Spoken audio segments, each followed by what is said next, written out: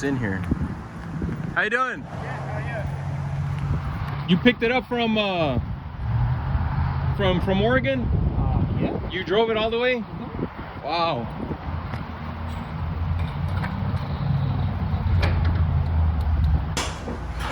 She needs work, man.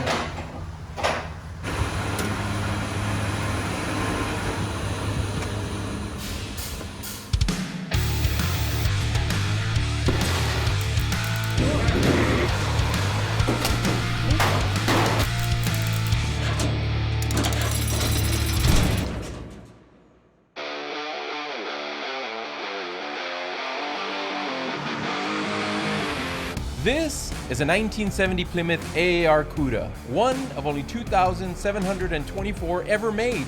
It's got the 340 6-barrel high-performance engine, and it's mated to the 727 torque flight transmission. It's got the 8 3/4 sure grip rear end with 354 gears. This thing is awesome. So what are we gonna do with this Cuda? We're gonna restore it to its original factory specs. This is gonna be a high-end rotisserie restoration from the ground up. And we want you guys to come along for the ride. So the first thing we did is take the engine out.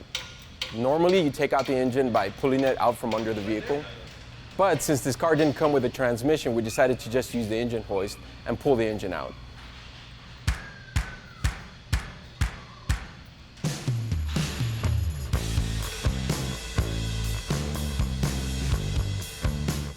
All right, so I took off the door panel. As you can see, this is the original color of the car. I mean, this side of the door hasn't seen sunlight for more than 50 years, so that's pretty cool. So this is the original color, the EV Tor Red, the EV2 Tor Red. And you can see here where when they painted it, obviously they didn't paint the entire door panel. You can see the overspray, so they kind of left this. I'm assuming this is like a primer that they put on there, obviously, to protect the metal. And so you can see the overspray. And so I'm gonna take pictures of all this, document it, just to make sure that when we put it back, even if it's not seen or if it's not shown, we know, and whoever buys this car knows that, you know, we put it back just as close as possible when it first came off the production line. So really cool. We'll even leave that spider there. So I think that's look what I found. So the window was shattered. Somebody was selling this car. There you go. We'll accept car for equity. I mean, I don't know how old this for sale sign is, but it's brittle. You know what? This could be, I mean, look, man, if this is the original owner, I can contact this guy and I can definitely talk to him and get some more information about the car. That is pretty cool, man.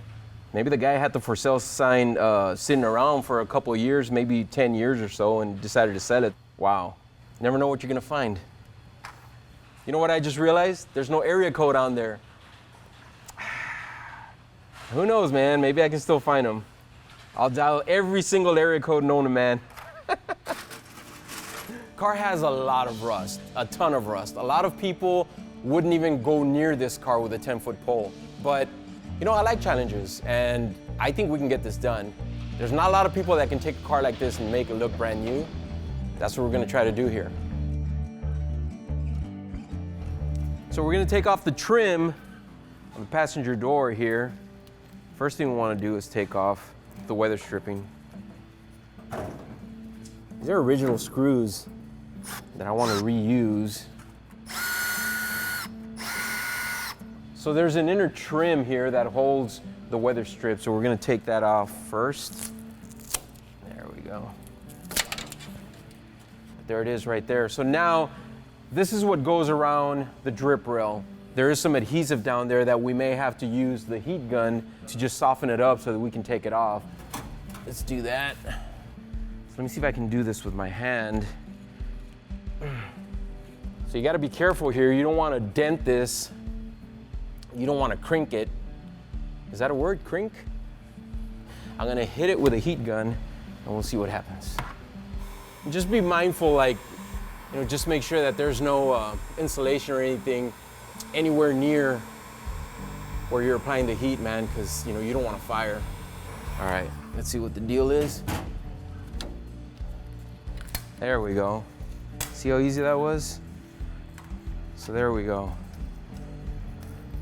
can see the adhesive there. So there's one. Now let's do this piece. The hardest piece that I had to remove on the other side was the middle, the center piece. Oh, I see smoke. If you see any smoke, it's the adhesive. All right, let's see what we can do. Look at that. Oh man. Woo. There you go. Got the small corner piece here. Yeah, it's on there. All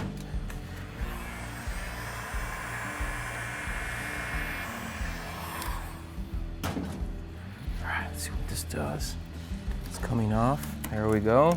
Oh, that was fairly easy. Wow. So that's it. Fini.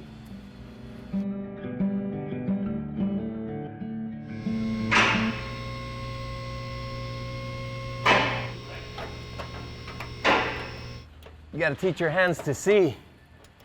That's what my auto body teacher told me once. Nice. There we go. All right, now we can take off the bumper, bro. Next thing we did is tore the car apart, taking off doors, fenders, and so that's where we're at right now. And as we're doing that, we're starting to see that this car is gonna need a whole lot of work. So we took off the window trim and we found a lot of damage to the cowl. You know, on an E-body, the VIN number is stamped on the cowl. It's also stamped on the radiator support. You know, we're gonna have to figure this out. We wanna keep the VIN number on the car. The fact of the matter is that this needs to be replaced. Can we just go this far and keep the VIN on the cowl? I don't know. So we'll see what we do here, man. It's out.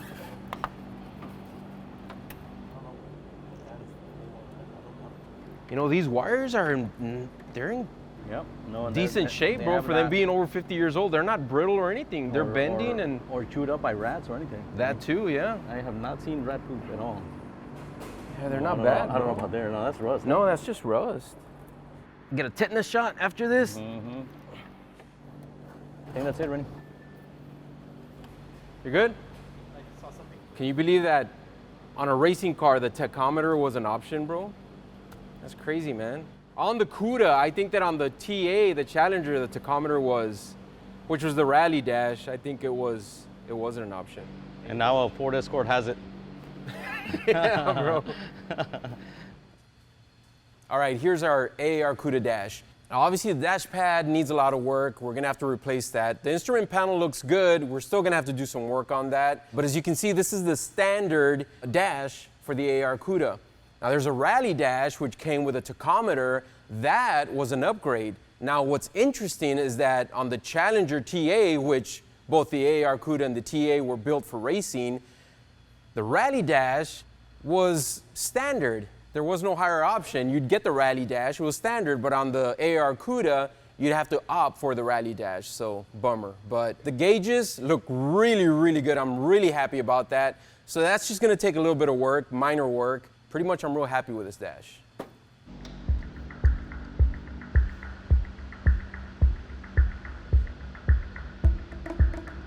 The car needs to get sandblasted and primered.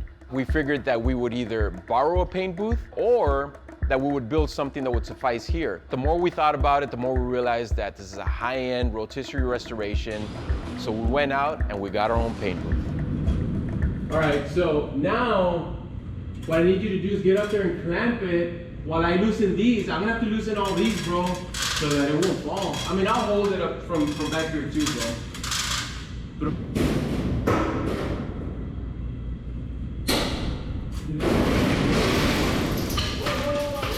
You okay? Yeah. Se cayó, bro.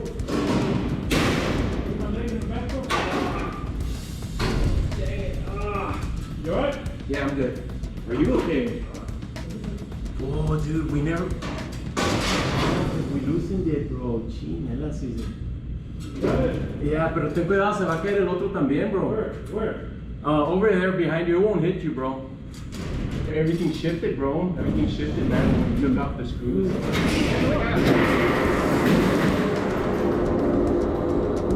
Okay. I don't know what to do here, bro. Watch it. You got it? Look at that outlook. You got it? I got it. Hold on. I got it. Watch it now. Are you okay? Didn't cut you or anything? This one off. I was just kind of banging in there. Things got scary there for a moment, but I'm so glad that Cesar's okay. I've known him, Efrain, and Chon for over 35 years now. So to have them come around and help me with the car, that means a lot to me. You know, these guys have their careers, they're busy, but they show up when they can. We've always liked cars, but we've never taken on a restoration as big or as ambitious as this. But I know we can do it.